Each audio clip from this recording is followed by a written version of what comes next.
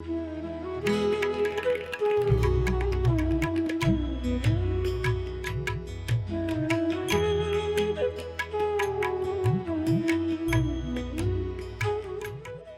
I said, we recognize different levels of growth. Now, suppose you've been brought up in a Vaishnavite family. Vaishnavite means belief in the idea of ultimate reality as Vishnu. Majority of Hindus in UK come from that tradition. That means they think of God like a super male personality called Vishnu. So they will relate to the idea of Vishnu. And if you tell them, is it for real or is it something that you conjured up? This is for real.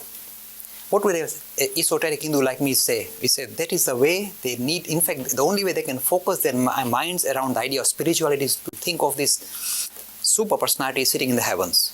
And we say, fair enough. Just if I came to a Christian or a Muslim, I say, this is your way, carry on. It's not because I'm being, compromising. I'm simply saying this is the only way you can relate to a very subtle idea. So go for it. I'm not going to undermine that. So they actually believe there's a person called that. So how would they relate to a person, another Hindu who sits next to him and who thinks of God as Shiva or God as a mother goddess? This is how they'll relate. Pluralism in practice. So if a Vaishnavite goes to a Shiva temple, he will bow down saying, these people think of Vishnu like this. See what they've done? They've colored Shiva in the saying this is how these people think of God.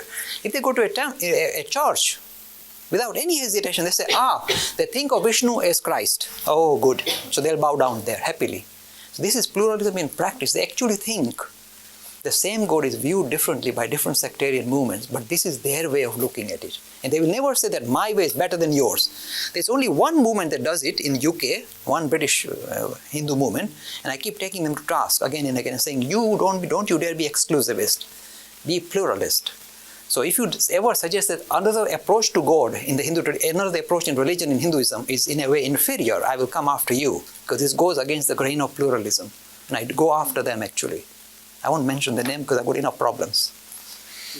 But you see, I do that because exclusivism and pluralism cannot go together. So you cannot, one Hindu movement say only we are right and the rest of it. Suppose you go to the Swaminarayan temple in Eastern. You say, what about Shiva? Oh yes, that's God. Ultimate, yes. Same as Vishnu, yes. They'll tell you like that straight away. Pluralist, mainstream Hindus. They recognize the power of pluralism. But suppose you wanted to do stories about Vishnu. How would you handle it? This is what they do. It's a nice way of doing it.